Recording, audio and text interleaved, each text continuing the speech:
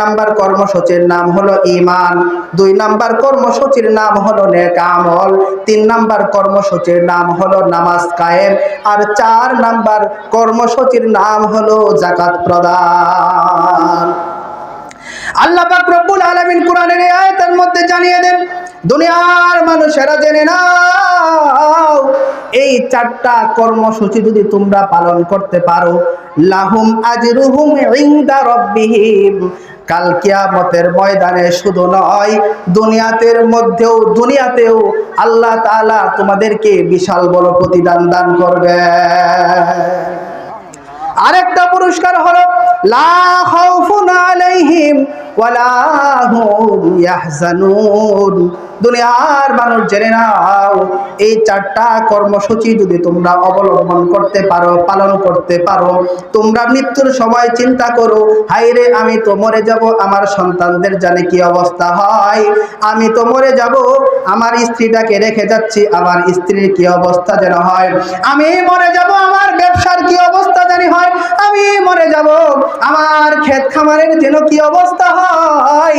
আল্লাহ জানায় দেন, দুনিয়াবাসী জেনে নাও, যারা এই 4টা কর্মসূচি পালন করতে পারবে, দুনিয়াতে যাদেরকে রেখে যাচ্ছ তাদের ব্যাপারে তোমার কোনো চিন্তা নাই, তাদের জিম্মাদারি দায়িত্ব নিয়ে নেবেন আপনার আমার রব আল্লাহ। আল্লাহ জানায় দেন, দুনিয়ার মানুষ জেনে নাও, কবর জগৎ নিয়ে তোমাদের চিন্তা, হায়রে কবরে যাওয়ার পরে তো আমাকে প্রশ্ন করা হবে, মার রব্বুকা, তোমার রব কে, ওমা দীনুকা, তোমার ধর্মের নাম কি, ওমান হাযার রাজুলুল্লাযী বুইসা ফীকুম। এই লোকটাকে দেখা যায়, নবীর ছবি আকৃতি সামনে নিয়ে আসা হবে, এই লোকটাকে দেখা যায়, এই লোকটাকে চিনো নাকি? কবর জগৎ নিয়ে আমাদের চিন্তা। আল্লাহ পাক রব্বুল আলামিন নিশ্চিত গ্যারান্টি জানায় দেন, দুনিয়াবাসী এই 4টা কর্মসূচি যদি পালন করতে পারো, ঈমান, আমল, নামাজ কায়েম, যাকাত প্রদান, এই 4টা কর্মসূচি যদি পালন করতে পারো, কবরের সওয়াল জবাব নিয়ে কোনো টেনশন নাই, আমি আল্লাহ ফেরেশতা নিযুক্ত করে দিব, কবরে তুমি নিশ্চিন্তে শুয়ে থাকবে, ফেরেশতারা তোমার পক্ষ থেকে ফেরেশতাদের সওয়ালের জবাব দিয়ে দিবে। আহারে কবর জগৎ নিয়ে টেনশন, হাসরের মাঠে যখন আসবো তখন তো আল্লাহ তাআলা আমার আমল সম্পর্কে জিজ্ঞাসা করবেন। এমন এক কঠিন মুহূর্ত হাসরের ময়দান, যেই ময়দানের মধ্যে নবীরা পর্যন্ত মাথা ওঠানোর কোনো সুযোগ নাই, সমস্ত নবীরা মাথা নিচু করে দিয়ে থাকবে, লক্ষ লক্ষ হাজার হাজার বছর কিয়ামতের কঠিন ময়দানের মধ্যে চলে যাবে। ওই কঠিন মুহূর্তের মধ্যে আদম আলাইহিস সালাম বলতে থাকবে, নাফসি নাফসি, হায় আমার কি হবে, আমি তো গন্ধম ফল খেয়েছিলাম।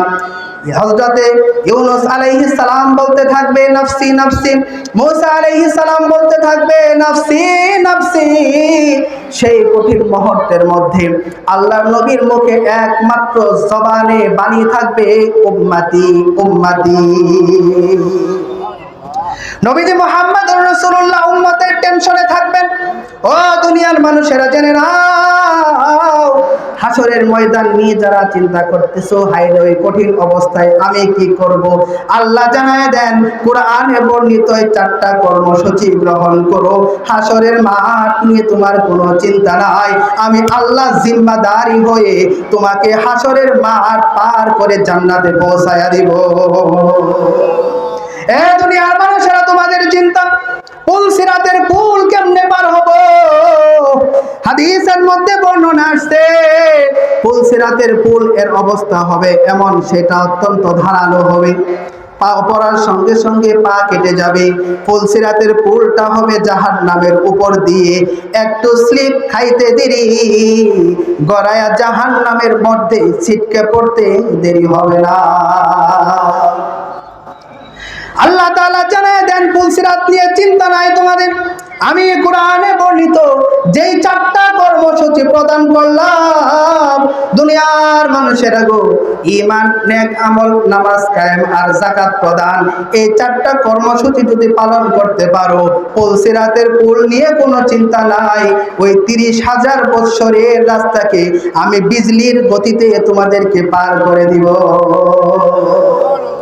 আল্লাহ তাআলা আরো ডাকে বলেন, দুনিয়ার মানুষেরা, তোমরা তো মিজান নিয়ে চিন্তা করো, হায় রে মিজানের পাল্লায় জানি আমার কি অবস্থাটা হয়, আমার আমল কি নেক হয় নাকি বদি হয়। যদি বদির আমল যদি ভারী হয়, আমি তো জান্নাতে যেতে পারবো না, জাহান্নামে যেতে হবে। ও দুনিয়ার মানুষ, জেনে নাও, ওই মিজান নিয়ে তোমার কোনো টেনশন নাই। কোরআনের এই আয়াতে বর্ণিত 4টা কর্মসূচি গ্রহণ করে নাও, মিজান তোমাকে নেকের পাড়ি দিয়ে পাল্লা দিয়ে ভারী করার দায়িত্ব আমি আল্লাহ।